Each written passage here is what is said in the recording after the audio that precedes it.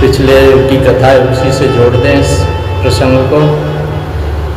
कहा कि भरत जी ने कहा, जायते अस्ति विपरणमते वरदते व्यपक्षीयते विनिश्यते। ये राजन जो तुमने कहा है, मोटा पतला भूख प्यास और जितने भी धर्म बताए वो देह के हैं, हेमे नशंति। तो रघुवर ने कहा, स्थाले अग्नि तापात पैसो वितापस तत्तापतस्तंदुल गर्भरंधि देहेन्द्रिय श्वास सन्निकर्षात् तत्संस्कृति पुरुषस्या निरोधा। देखिए महाराज, एक मुझे शंका बहुत बुरी हुई है तुम्हारे प्रश्न उत्तर में। किसी ने चूल्हा जलाकर उस पर बटलोई रख दी, बटलोई में पानी भरकर चावल डाल दिए, तो अग्नि ताप बटलोई को लगी और फिर बटलोई का ताप पानी को लगा और पानी का ताप चावल को लगा, तो चावल भात बन गए। तो उसी प्रकार शरीर में पीड़ा होगी तो इंद्रियों को होगा, और इंद्रियों को कष्ट होगा तो मन को कष्ट होगा, और मन को कष्ट होगा तो शरीर में स्थित क्या आत्मा को कष्ट नहीं होगा? अर्थात कहता है आत्मा को भी कष्ट होगा। फिर आपने ये कैसे कह दिया कि मुझे आत्मा को कोई सुख दुख प्रभावित नहीं करते, कोई द्वंद्व प्रभावित नहीं करता? लौकिक दृष्टांत देकर के जब अपनी बात रघुवर ने रखी तो जड़ भरत जी खूब हंसते हुए बोले, राजन हो तो तुम महामूर्ख, पर विद्वानों के संग में सत्संग में बैठ बैठ करके आत्मा की बातें कुछ जान ली। आत्म तत्व को जानते हुए भी नहीं जानते, अकोविदा कोविद बात बादान, मूर्ख होकर के ज्ञानियों जैसी बातें कर रहे हो। अरे राजन, जो तुमने दृष्टांत दिए हुए सा अवयव हैं, उनके अवयव है, पदार्थों के दृष्टांत हैं। जल है, बटलोई है, चावल है, आग है, ये सब साय अवयव हैं। इन्हें देखा जा सकता है, इन्हें छुआ जा सकता है, पर आकाश छुआ जा सकता है क्या? आकाश गर्म हुआ, आकाश गर्म नहीं हुआ तो फिर ये आत्मा पर कैसे घटा रहे हो तुम बिल्कुल आत्मा के साथ तुम घटा रहे हो। उस आत्मा को देखा है कभी तुमने? आत्मा को कोई छू सकता है? आत्मा को कोई रूप होता है क्या? आत्मा को कोई छू नहीं सकता। काली पीली गोरी मोटी पतली कैसी है आत्मा, ये जाना है किसी ने? आत्मा का स्वरूप आकाशवत है, आकाश की तरह जो निरअवयव है, जो भी शून्य दिखाई पड़ रहा है, ये सब आकाश है। अब कोई कहे कि मैंने आकाश को मुट्ठी में कैद कर लिया, क्या आकाश को कोई मुट्ठी में कैद कर सकता है? कोई चाहे कि मैंने तलवार से आकाश को काट दिया, टुकड़े कर दिए, तो क्या आकाश तलवार से काट सकता है? कोई आग से आकाश को जला सकता है, कोई पानी से आकाश को गीला कर सकता है। जैसे आकाश कुछ नहीं बिगाड़ सकता, आकाश का कोई कुछ नहीं बिगाड़ सकता, ऐसे ही आत्मा तो वह आकाश की भांति निरअवयव है, तत्व है, इसलिए उसका कुछ भी नहीं बिगड़ता। नैनम छिदंत शस्त्राणि नैनम दहित पावका न चैनम क्लेदंत्यापो सो सहत मारता। गीता में भगवान ने समझाया अर्जुन को। राजा ने प्रश्न किया, तो ये सुख दुख का भोक्ता कौन है महाराज? जड़वत जी बोले, भाई ये तो मन है, मन ही भोक्ता है। ये सुख दुख के मूल कारण मन की अनुकूलता में है, और सुख दुख की प्रतिकूलता में दुख का प्रतीति होती है। ये जिससे हम अतिशय प्रेम करते हों, वह रात के 12 बजे भी हमारे घर पर आ जाए तो बढ़िया बढ़िया हम पकवान बना करके खिलाएंगे, और वह जो चाहेगा सो खिलाएंगे। और जिससे लेना देना कुछ नहीं है, मन से जिसका कोई संबंध नहीं है, उसके लिए भोजन कराना तो दूर रहा, यदि भीतर जाकर पानी भी लाकर पिलाना पड़े तो बहुत विक्षेप हो जाता, मुँह फुला करके बैठ जाते हैं घर वाले, कहाँ से आ गया ये। स्फटिक मणि तो ये कोई रंग नहीं होता स्फटिक मणि का, वाइट एकदम उज्जवल, पर लाल पुष्प के पास रख दो तो वह लाल दिखने लग जाती है, श्वेत के पुष्प के पास रख दो तो वह श्वेत दिखने लग जाती है, और पीले के पास रख दो तो पीली हो जाती है।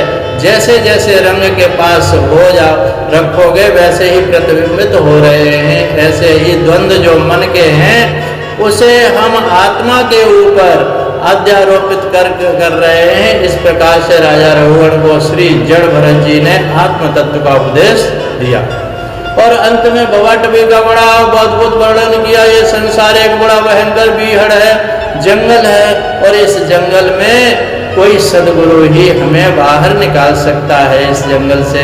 जिसे गली गली का ज्ञान हो, रघुगण का कल्याण हो गया। चरणों में गिर करके बोले, महाराज आपके वचन सचमुच अमृत की औषधि हैं, अमृत की औषधि हैं।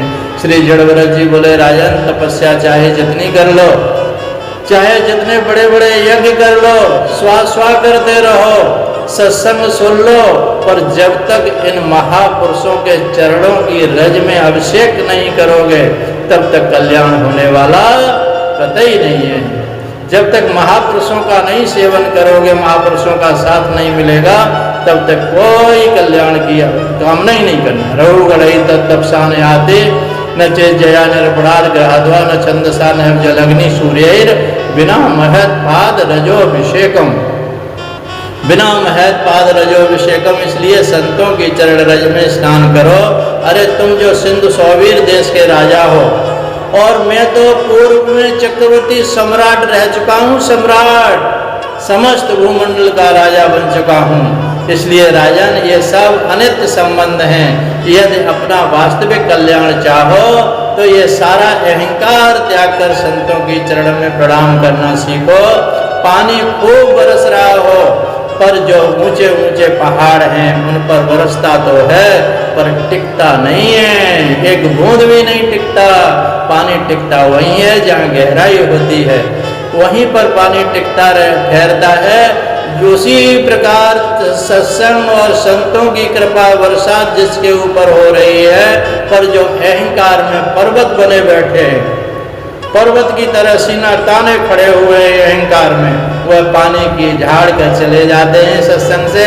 पर जिनके पास नम्रता का पात्र है, वे सत्संग का जल उन्हीं के हृदय में ठहरता है, उन्हीं के हृदय में ठहरता है। इस प्रकार श्री जड़भरत जी महाराज ने राजा रघुगण को सारा अहंकार तोड़ दिया, उसका कल्याण कर दिया। श्री सुखदेव जी महाराज कहते हैं, परीक्षित इसी प्रियव्रत वंश के अंतिम राजा महाराज विरज हुए। विरज जिसे प्रकार समस्त देवताओं की शोभा भगवान विष्णु की आभा प्रभा से होती है, उसी प्रकार इस प्रियव्रत वंश में उत्पन्न राजा विरज ने अपने स्वयं से इस वंश को विभूषित किया। राजा ब्रज ने इस वंश को बहुत विभूषित किया। सभी के सभी इसमें त्यागी, तपस्वी और भगवान भक्त हुए, लेकिन ब्रज और भी ज्यादा हुए। द्वीपों का वर्णन परीक्षित ने पूछा, गुरुदेव जब जरा हमें भूगोल खगोल के बारे में कुछ बताइए। तब सुखदेव जी महाराज ने कहा, राजन इस भूमंडल पर जम्बू द्वीप आदि 7 द्वीप हैं, जो एक एक सागर से समावृत हैं, आवृत हैं। जम्बू द्वीप के कमल कर्णिका की भांति 9 खंड हैं। इलावृत 1, किमपुरुष 2, रम्य 3, हरिनवन हरिनवन 4, केतुमाल 5, हरिवर्ष 6, उत्तर का पुरुष 7, भद्रास 8, अजनाभ खंड नावक 9 खंडों में भगवान का नित्य निवास है। अजनाभ खंड ही श्री भारत वर्ष है। इस भारत भूमि में भगवान नर नारायण के रूप में बद्री विशाल में विराजमान है, और देवर्षि नारद के साथ समस्त भारतीय उनकी आराधना करते हैं। भारत भूमि कर्म भूमि है, अन्य सब भोग भूमि है। इसलिए धर्म की स्थापना हेतु भगवान जितने भी अवतार हुए हैं सब भारत भूमि में हुए। शंका, जब भगवान विश्व का कल्याण करने के लिए आते हैं तो सारा ब्रह्मांड तो भगवान का है, तो फिर भारत भूमि में ही जन्म ये पूरा शरीर क्यों लेते हैं? भगवान के अवतार जापान और अमेरिका इंग्लैंड में क्यों नहीं होते? समाधान ये है इसका कि हमारा पर इस शरीर के किसी भी कारण बस पाँव काटना पड़े तो हम पाँव काट कर बिना पाँव के जीवन चला लेंगे, हाथ काटना पड़े तो बिना हाथ के भी जीवन चला लेंगे। यदि पूरा शरीर स्वस्थ और सुरक्षित हो लेकिन हृदय की धड़कन यदि समाप्त हो गई तो शरीर व्यर्थ हो जाएगा।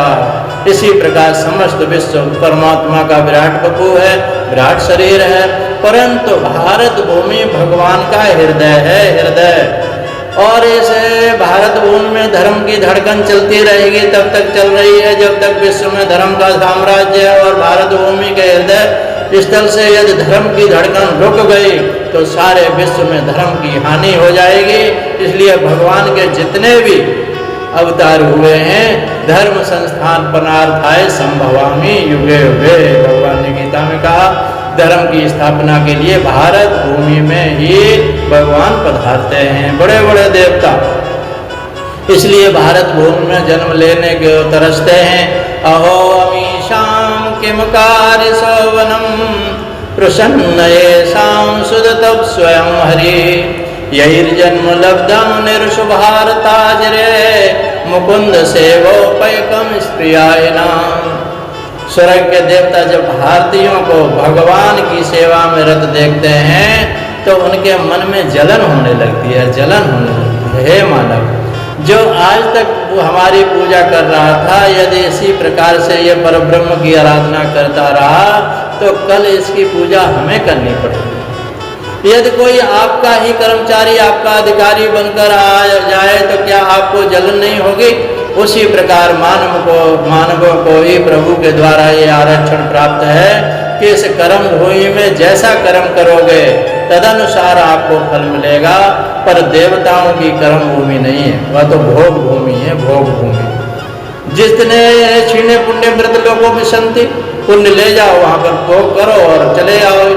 जिसने भी अभी तक जितने पुण्य किए उन पुण्यों का फल भोगो, उसके बाद लौट आओ। तो मानव जब शुभ कर्मों में प्रवृत्त होता है तो देवताओं को डर लगने लगता है कि यदि ये ऐसे ही करता रहा तो कल इसकी पूरी पूजा हमें करनी पड़ेगी। इसलिए इन्हें स्प्रिया होती है। तो आनंद धरा पर स्वर्ग में भी नहीं है। तो न यत्र वैकुंठ कदा सुधापगा न साधवो भागवतस्तदाश्रया न यत्र यज्ञेश मखामहोत्सवा सुरेश लोको नवैश सेव्यता।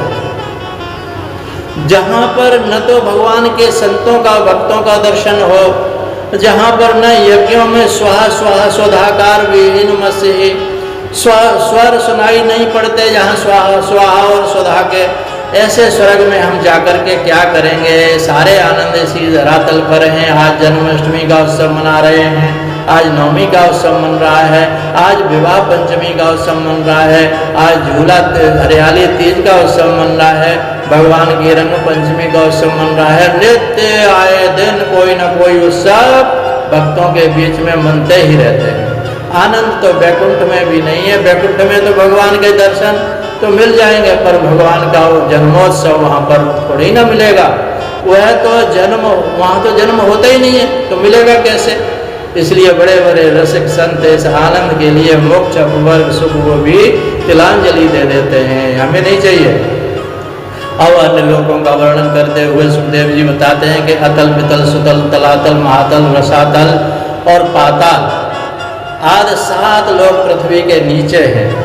इसके विपरीत भू भुव स्व मह जन तप और सत्यम आदि 7 लोग ऊपर हैं। नीचे ऊपर तक इस संपूर्ण ब्रह्मांड की दूरी 50 करोड़ योजन की है।